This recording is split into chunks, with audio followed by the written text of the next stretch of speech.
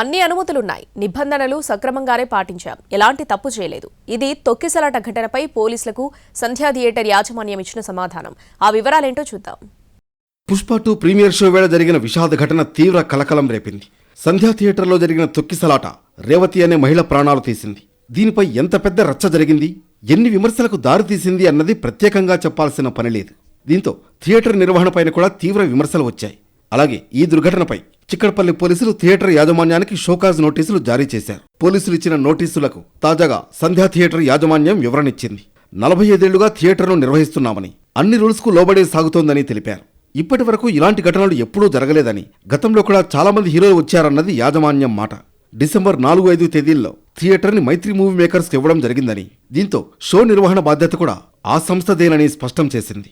అలాగే తొక్కిసలాట జరిగిన రోజు థియేటర్ సిబ్బంది సరిపడా డ్యూటీల్లో ఉన్నారని, ప్రత్యేక పార్కింగ్ సదుపాయాన్ని కూడా కల్పించినట్లు చిక్కడపల్లి పోలీసులకు పూర్తి వివరాలతో కూడిన వివరణిచ్చింది సంధ్యా థియేటర్ యాజమాన్యం.